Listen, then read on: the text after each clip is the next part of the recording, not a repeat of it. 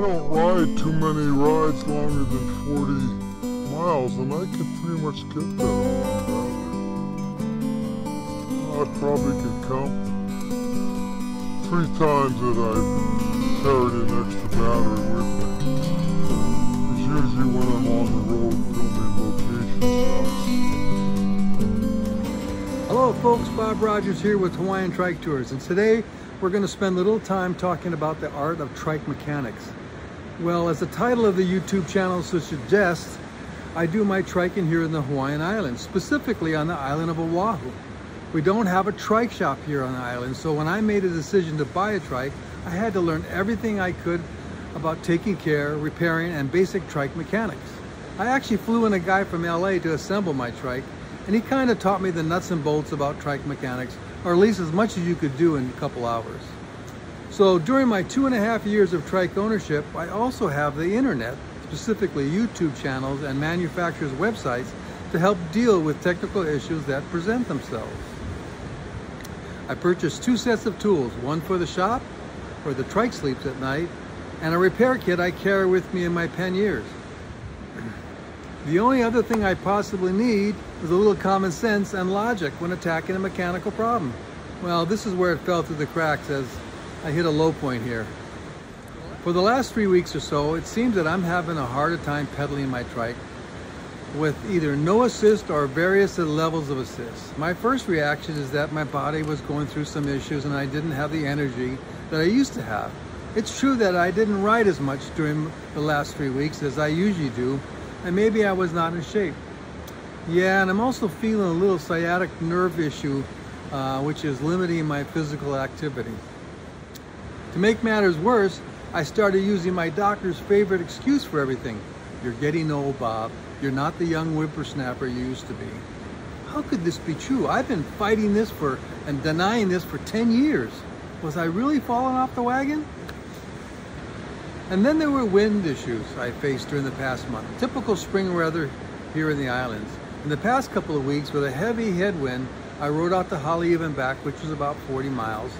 And then I did several trips out to Sharks Cove, and that's around 26 miles round trip.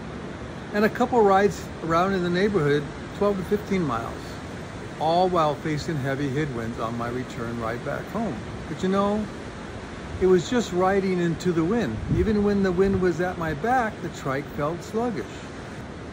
Okay, the point is I've known about this problem for the past 2 weeks. I was struggling a little bit on my pedaling, and I just used all the excuses above to explain it. I found that there was another contributing factor to my dilemma, and that I always wear a pair of ear pods when I ride my trike. I really love listening to music as I roll down the road, and it helps when I have to make or receive phone calls.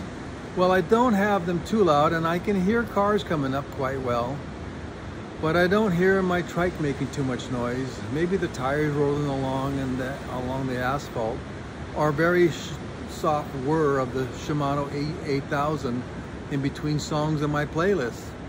After years in front of a rock band, it's also true I'm saddled with a little significant hearing loss. On the ride I had a couple days ago, I turned my ear pods off to talk with somebody I had met on the trail, and as I pulled away, I heard a rubbing noise from the front left wheel area. I had missed it on all my last rides. Now this was making more sense. I could see a wear mark on the side of the tire, and my logical trike mechanic sense suggested it was a stick that got stuck under the fender.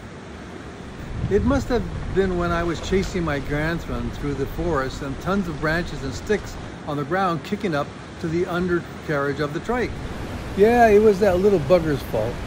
And I did not see a stick or anything else under the fender. I thought maybe it was the fender supports, so I twisted and moved it away from the wheel the best I could. But you know, those Germans make pretty strong trikes, and nothing was bending, it was solid. Whatever I did seemed to work as I finished the ride.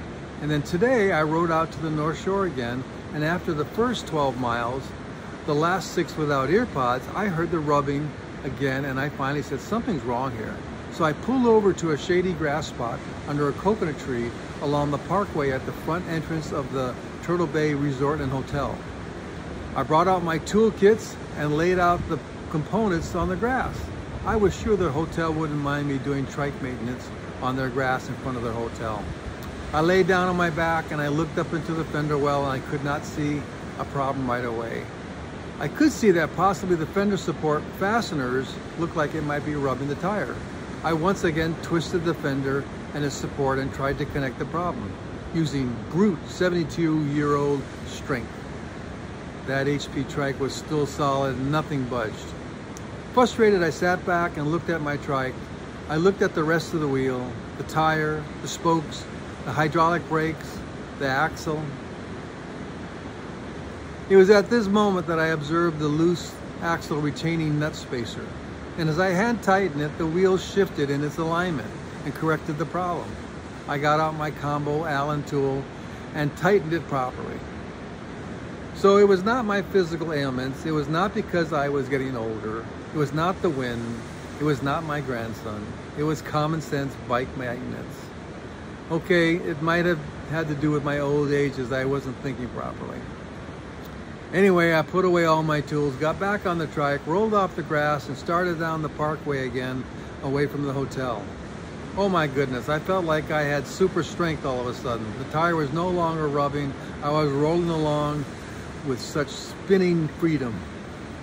So my suggestion is to look beyond the obvious and consider all kinds of solutions before attacking the problem. I first wanted to blame my eroding physical conditions and my age and the environment around me, when in fact it was just a loose nut. Well, there you go. You guys have a great week as always. Stay healthy, safe, and let's always be happy. Aloha.